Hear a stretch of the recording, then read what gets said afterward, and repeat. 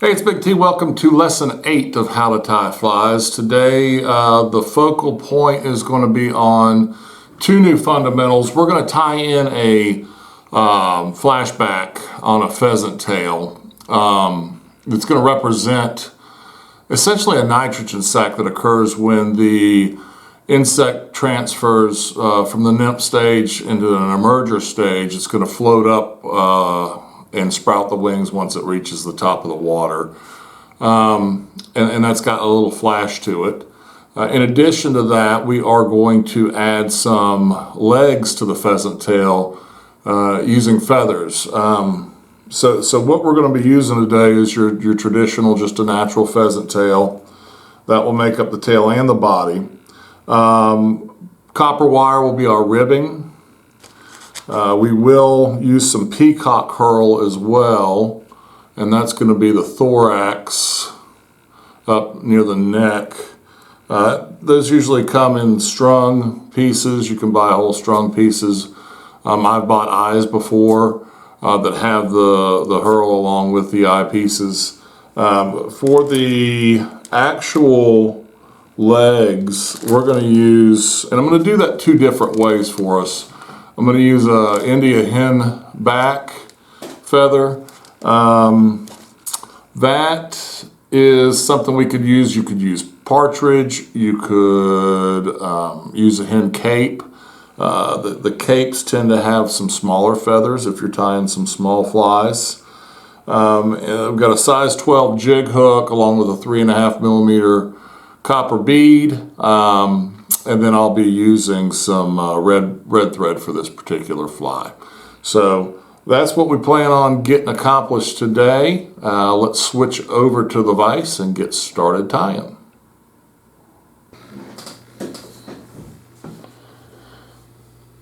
All right, let's start tying our pheasant tail. I've got a 3.5 millimeter copper tungsten slotted bead on a size 12 Big T jig hook. I think that's a jig claw style. It just has a little bit of an upturned point. So we're going to wrap, using red 70 denier thread, we're going to wrap that back to the hook bend.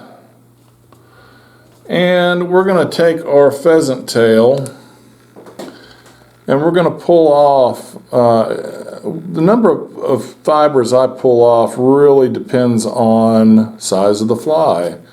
Since that's a size 12, I'm going to want 6, maybe 7, so that the body's appropriately sized for the fly.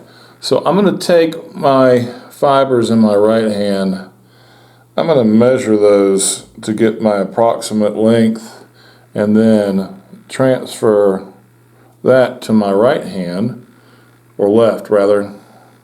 Start with my right, transfer to my left so that I can tie it in. We're going to use our pinch wrap that we have learned, tie in.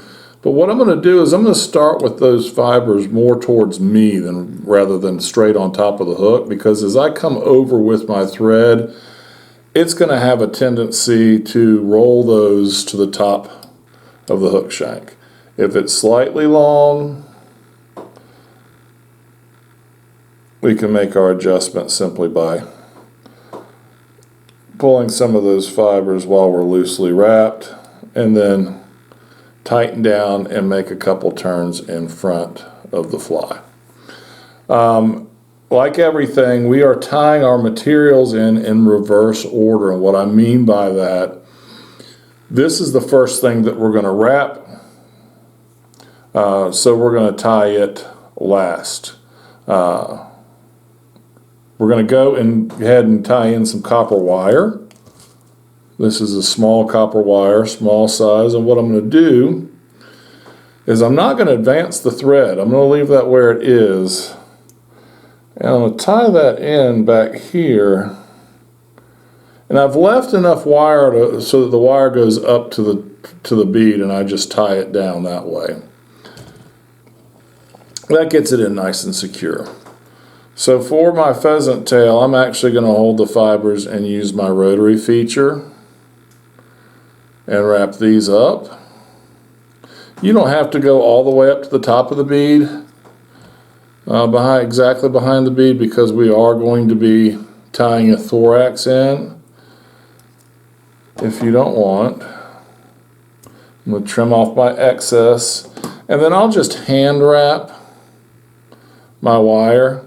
And you can go either way. Some people go counterclockwise and feel like it makes this a little bit tougher, more durable fly. I generally just wrap the same direction. And we're going to wrap that up and tie that down. As far as removing this wire, you can cut with some junk scissors, or you can just twist what we're going to call a helicopter, and that will break that off. Okay, so now we've got the top end of our fly to finish off. And the materials we've got left to put in are going to be a flashback, some legs that we're going to use a India henback feather on, or you can also use partridge, you can use a hen cape, any type of rounded feather is fine there. And we're also going to tie in some Peacock Herl. So we're going to do these in reverse order. The flashback, I'm actually using some Flashaboo. You can use large pearl tinsel. This Flashaboo is basically the same thing. And when I tie this down, I'm going to tie it starting behind the bead. And again, I'm going to tie that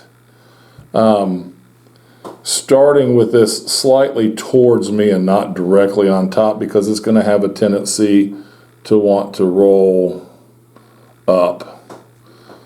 And I want to pull and make sure I've got that thing coming straight back. And I'm going to wrap my thread back approximately 1/3 of the fly, quarter to a third of the fly, depending on how long you want that flashback. Okay. Next, for the type of legs we're going to tie in on this application, we're going to go ahead and tie the feather in. So what I'm going to do is I'm going to take this India hen feather, take a pair of hackle pliers, and I'm actually going to clip it right there at the end and preen all these fibers backwards. Once I've done that, as you can see, I'm left with a little bit of a triangular tip. I'm going to trim off about half of that, and then I'm going to tie it in upside down, and I want to tie that triangle down. So we're upside down, feather going straight back. Now I want to tie in some Peacock Herl for my thorax. And depending on how lush your herl is, you can use one. Sometimes I'll use 2 strands. In this case I've got 2, and I'm just going to grab those.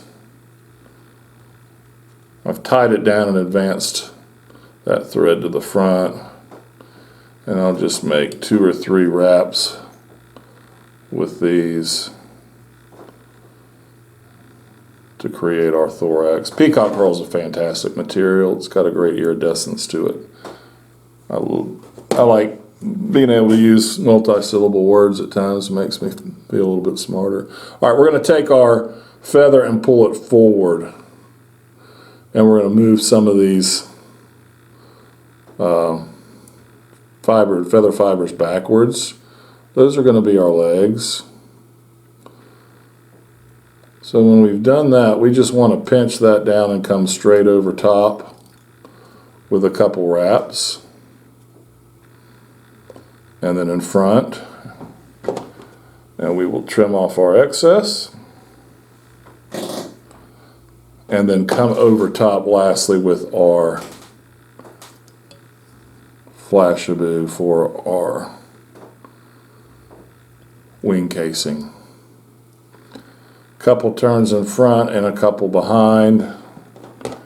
Trim this off. And then I used that red thread on purpose because I wanted to create a what we call a hot spot, or a trigger with that. And we'll make a few more turns so it stands out a little bit more before we whip finish. You could use pink, you could use orange, any contrasting color to create that. And as you see, we've got some nice wings coming out of that with a flashback. If you would like, this would be a time where you could add some UV resin on top of that flashback to really make it stand out. Now the other way we could do our legs, I've got a fly I've already kind of put together to the point where I tied in my wing casing, but in this circumstance I went ahead and tied my Peacock Herl in, and now I'm going to add the legs with the India henback feather. Again, I've done the same thing where I'm putting my hackle pliers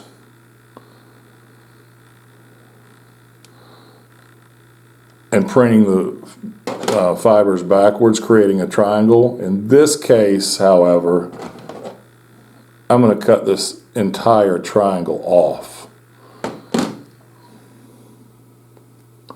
I'm going to wrap these back forward, not all of them, but enough that I've created a Y, if you notice or see that.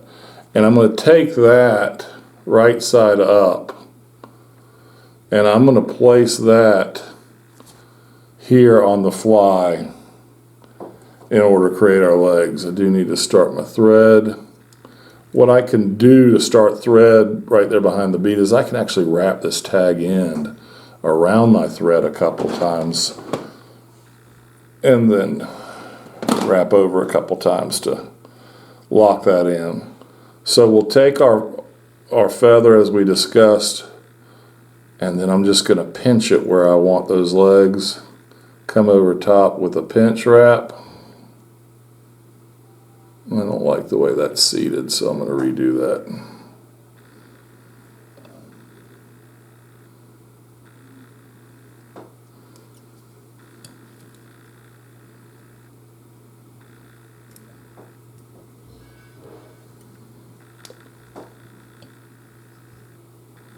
And that will create a set of legs for us. Trim the feather off. Again, I'm going to try and keep half on one side, half on the other before coming over top with my wing casing. And then trim it off. I'll hold those back because I had a little junk up here, and I'm going to make several turns. That'll create my hot spot, but also wrap down my excess. Whip finish, and there we go. 2 ways of putting your legs on with the feather, along with a wing casing. Lesson 9 coming up. We're going to be tying a parachute Adams. That's a fly that I think you've got to have in your box, and we'll work on the fundamental of tying in a parachute post and wrapping hackle on our dry fly a little bit differently. I hope you enjoyed this. Please subscribe to my channel and visit my website, bigtflyfishing.com, for fly tying materials, tutorials, blog posts, and all of your fly fishing needs.